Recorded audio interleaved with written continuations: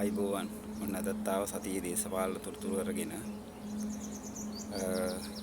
අද ලංකාව සෑහෙන ආර්ථික අර්බුදයකට පත් වෙලා තියෙන්නේ. ලෝකේ ගොඩක් රටවලුත් එහෙම වෙලා සමහර රටවල් මේක කළමනාකරණය කර නොගැනීම පිළිබඳව රජයට චෝදනාවක් තියෙනවා. ඊළඟ කාරණාව තමයි රටවල් වල ගොඩක් රටවල් වුණාට සීමිත රටවල් ප්‍රමාණයක් තමයි මේ ප්‍රශ්නෙට මැදි වෙලා ඉන්නේ. එදා මුන් මේ ජෙප්පෝ කොරෝනා කාලේ අච්චර ලෝකෙම වෙලාගත් අසංගතයක් වෙලා තියෙද්දිත් ආණ්ඩුවට බැන ආණ්ඩුව කරන හැම වෙලේම කකුලෙන් ඇත්තා. අද ওই ප්‍රශ්නෙට මුහුණ දෙන්න තෙල් ප්‍රශ්නෙට හැම දෙයකටම මුහුණ දෙන්න ප්‍රධානම හේතුව තමයි මට මතක විදිහට 2012-2015 කාල සීමාව තුළ ලංකාවේ ත්‍රිකුණාමලයේ තෙල් ටැංකි ඉන්දියන් සමාගමකට දීලා ඒ ටික අලුත් වැඩියා කරලා තෙල් ගබඩා කරන්න හැදුවා. ඒ වෙලාවේ ජෙප්පෝ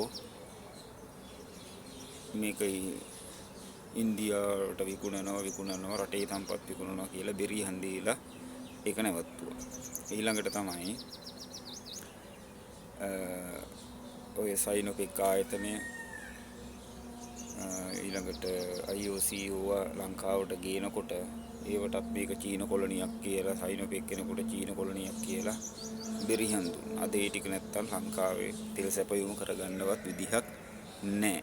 ඒ මුන් කරපුවා ඒව කරන්න තෙල් ටැංකිය සුද්ධ කරලා ඒ ටික කරන්න දුන්නේ නැති එකේ ඒ දිට්ඨ ධම්ම වේදනී කර්මය දැන් මුන්ගේ පස්සෙම පන්නනවා.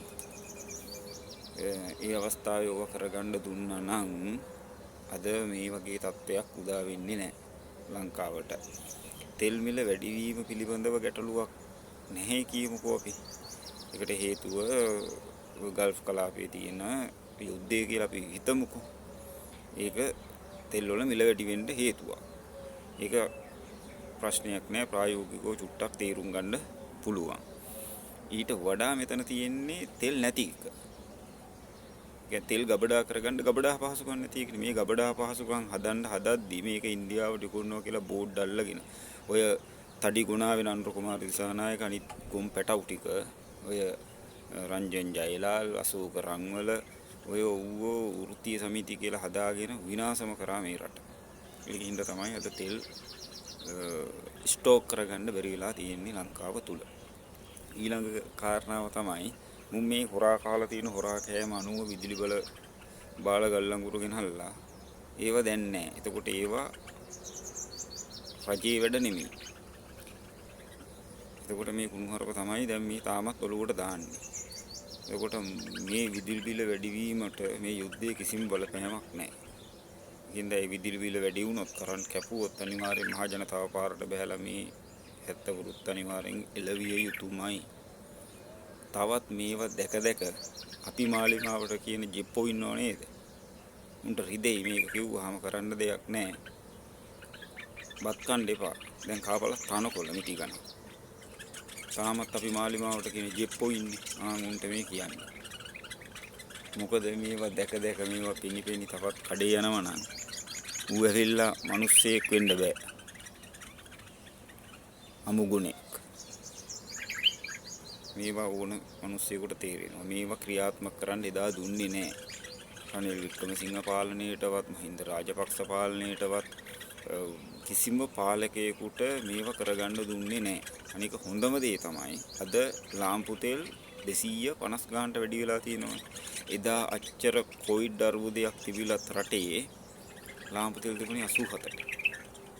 දත්ත 2022 දත්ත අරගෙන බලන්න. හොඳට තේනවා. 80 ගණන් වලට 87ට වගේ මට මතක හැටියට 2022 තිබුණේ. මිල වැඩි කරේ නෑ. පෙට්‍රල් 450 ගානට ගියත් ලාම්පු තෙල් මිල වැඩි වුණේ නෑ. මොකද ලාම්පු තෙල් ටිකක් හරි ගෙනිහිල්ලා ලයිට් කපන වෙලාවේ මිනිස්සුන්ට ලාම්පුවක් පත්තු කරගන්න තිබුණා. මේ වෙනකොට ඒකත් මේ ආණ්ඩුව නැති කරලා තියෙනවා. කොහොමද සැප? සනීපයිනේ. ඉදිරියේදී ලයිට් කැපීමක් බලාපොරොත්තු වෙනවා අනිවාර්යයෙන්ම. ලබන මාස වෙනකොට ලයිට් විදුලියත් කපනවා. ඒකින්ද දැම්මම ලාම්පු තෙල් ටිකක් එහෙම ගෙවල් වලට ගෙනල්ලා තියාගෙන ඉන්න තමයි තියෙන්නේ. සියලු දෙනාටම ජය වේවා. ආයිබෝවන්.